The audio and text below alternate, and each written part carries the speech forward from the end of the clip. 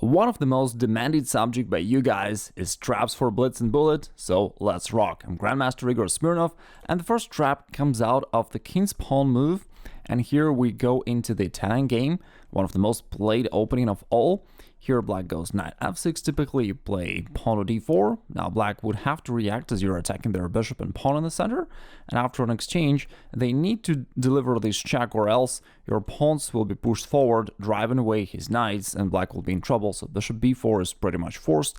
Then White plays Knight c3, still threatening to push one of the pawns forward, chasing the knights away, and therefore Black would have to accept the pawn sacrifice here. Knight takes e4, taking advantage of this pin so that the White's knight cannot move and cannot win here.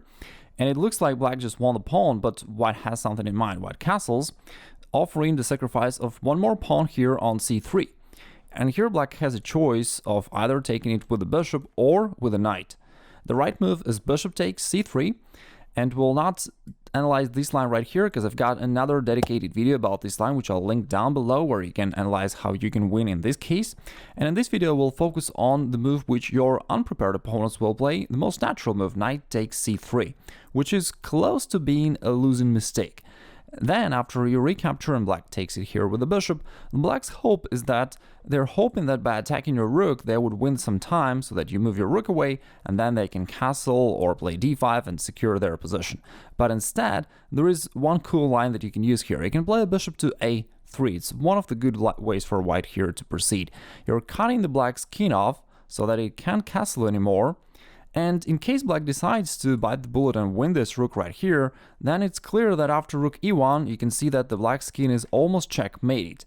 Notice that still, because of the bishop right here, it cannot go to f8 here, and therefore Black would have to give up almost all of their material to avoid being checkmated immediately, and this line is clearly winning for White. So let's take one step back. Before Black decided to win the rook, instead, most of your opponents will play pawn to d6. You just played bishop a3 trying to cut the Black's king off, and now they're trying to block the way of your bishop. Then, the good way for you to play is simply to go rook to c1. You're removing your rook from the attack, but this time it is a counter-attack. The rook attacks the bishop, winning the tempo, and what's good about this line is that you continue your attack without really sacrificing much material, so it's risk-free attack. Black would have to move their bishop back, and now the winning move here is queen a4. All of a sudden, you a little bit change the angle of your attack, but you're still taking advantage of the centralized king. And now the White's idea is to take advantage of the pin and push the pawn to d5 on the next move and win the knight because it can't go away. And even if Black do something about this, let's say they castle or do anything else, you still push the pawn to d5. And it turns out that even though the knight can move somewhere, it will leave the bishop on a5 unprotected, and you can just win it. Therefore, on the next move, you will inevitably win one of Black's minor pieces, while your position is still a lot more active overall, and it should be an easy win. The second trap is pretty cool. I personally won a number of games using it, and I'm sure you can do it as well, even though I reserved my very famous trap to the end of the video. This trap happens against the Caro-Kann defense.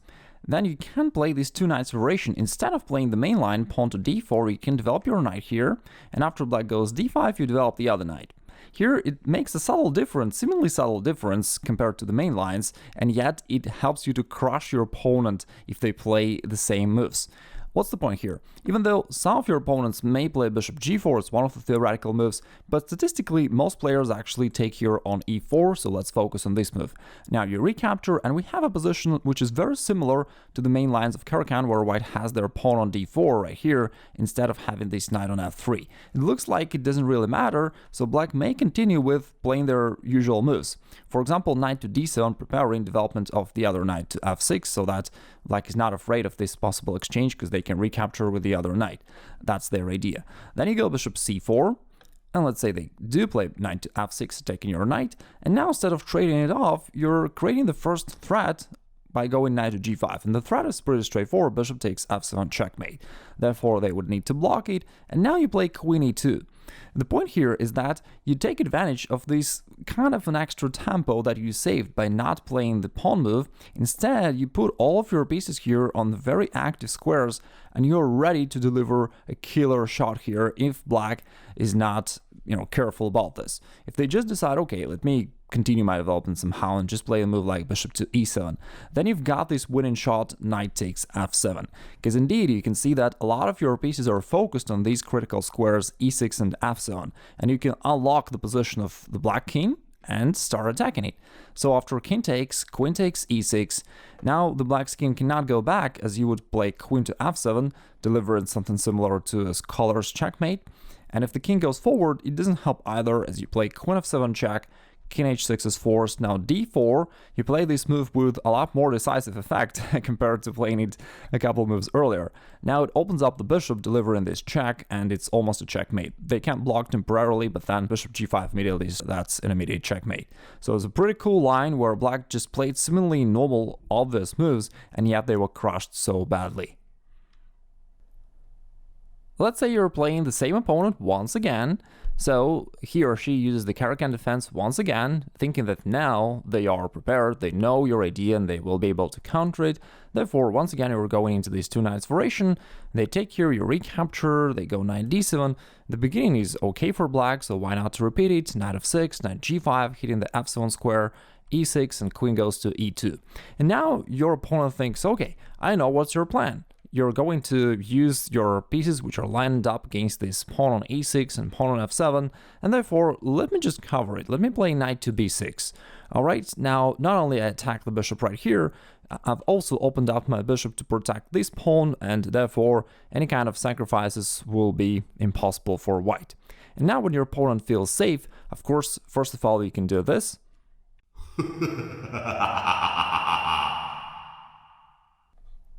And then you go knight to e5.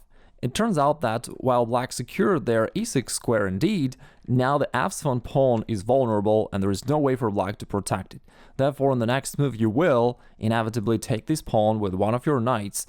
Therefore, at the very least, you're going to win a pawn, and if your opponent cannot find the right way out, then there is a likely chance that they'll run into bigger trouble, because when your knight comes here to f7, it delivers a fork to the queen and the rook, it opens up the king position, and there is a chance for you to get a lot more significant advantage here rather than just a pawn. We saw a couple traps for white. Let's take a look at a trap that you can use while playing black. We're still going into the same Italian game. White goes c3, knight f6, d4, pawn takes, and here, in addition to the main line pawn takes d5, there's another move which is also very popular. It's the move pawn to e5. The move makes a lot of sense. White wants to drive the knight away and then possibly collect this pawn on d4. And then if the knight, let's say, goes to e4, white played bishop to d5. An unexpected move, which is supposedly winning the game because the knight on e4 is trapped, and it looks like white is just winning this knight for nothing. But black found an interesting way out. They sacrifice the knight here on f2 so that they can get a better price for their knight, and after king takes, pawn takes c3, which delivers the discovered check to the king. So, even though black lost their knight, but they collected a couple pawns, and now the white's king is also more exposed and black got some chance here. White played king to g3. Looks like the king is a bit exposed here, but white did not want to move their king backwards, because in this case it would kind of lock the rook there on h1, it can't take part in the game, so white instead preferred to move their king forward, thinking that black can't attack it anyway.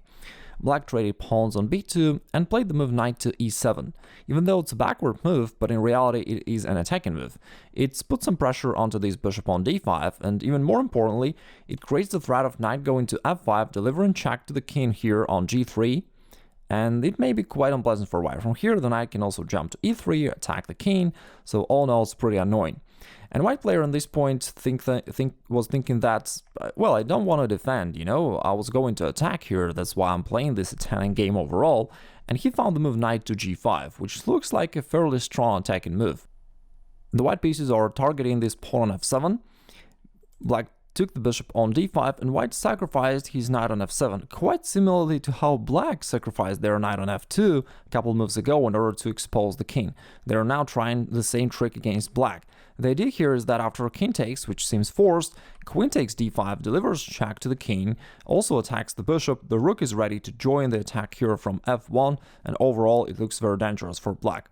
But instead of going into this line, let's take a move back, one move back. Here black played a shocking move, they simply castled, leaving their knight on d5 undefended, even more so, leaving their queen on d8 undefended. And white would have to take this queen, or else, black would just win this knight here.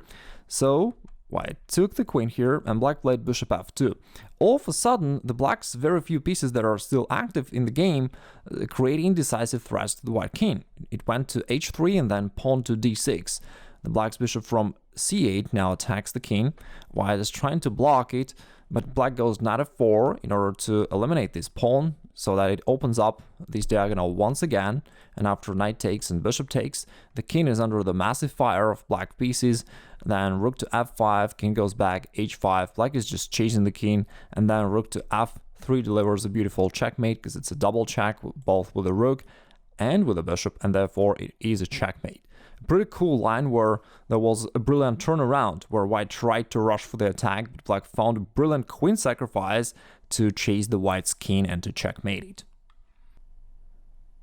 Alright, we analyzed a couple of traps after e4, e5, and now let's go into the Sicilian defense, another very popular opening.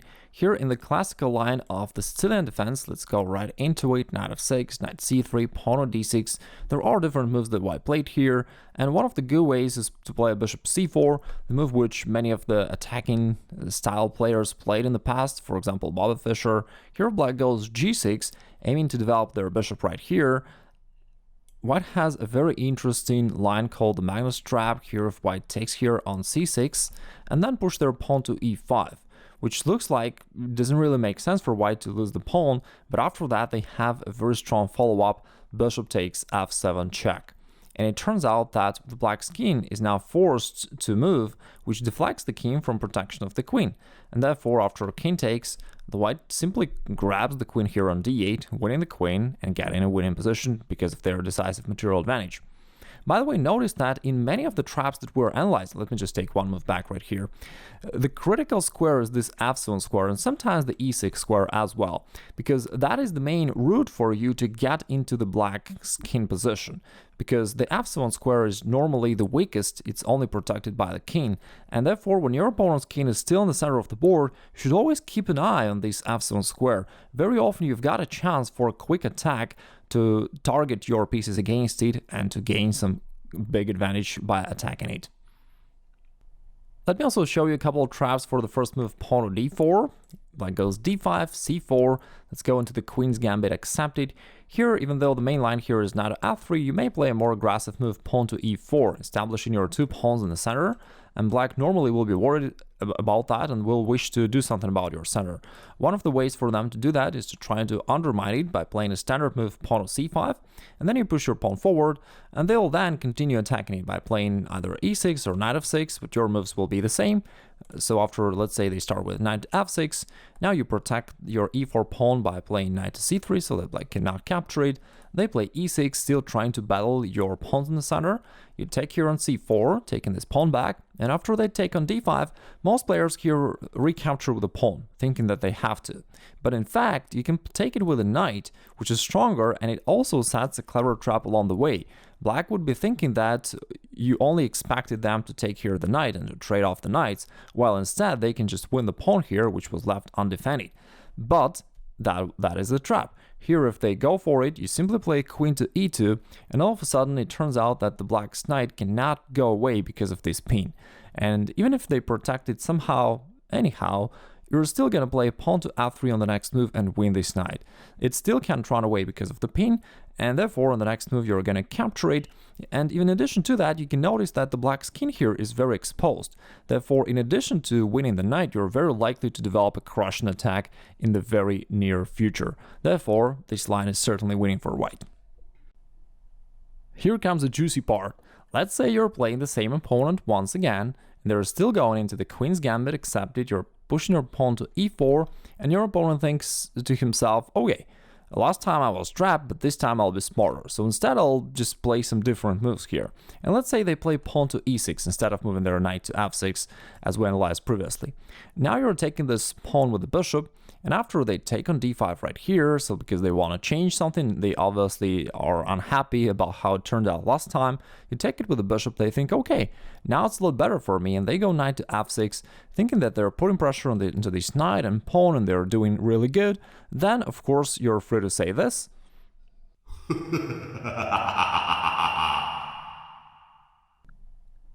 And then you take bishop takes f7.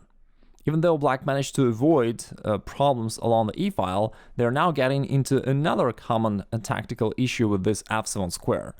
So at the very least, you are winning a pawn and exposing black king, and if they take the bishop, then queen takes d8 wins the whole queen for nothing, therefore time to resign for black. If you ever wanted to become an expert level chess player, I've got some great news for you. We're currently launching the course 3 Steps to 2000 ELO Rating, where I break down for you specifically how you can achieve this rating level. In fact, if you're getting 2000 rating level, I'm talking FIDE rating or United States Chess Federation rating, it brings you into the top 5% of chess players. That's a pretty remarkable accomplishment. And unfortunately, most players will never be able to do that, but there is no magic here, and there is a proven process that you can follow in order to achieve this kind of result. So if you're interested, you can click the link below the video and get the course right now while we're launching it, because while we're launching a new course, we're always giving the best offers for you guys, for our loyal long-term students, where you can get it with a 50% discount, and you can get another complimentary course, Winning the Middle Game, which is normally worth $119, you're now getting for free in addition to this course 3 Steps to 2000 ELO. So do check this out, and I'm sure that you like it, and I'll be happy to guide you on your path to chess mastery.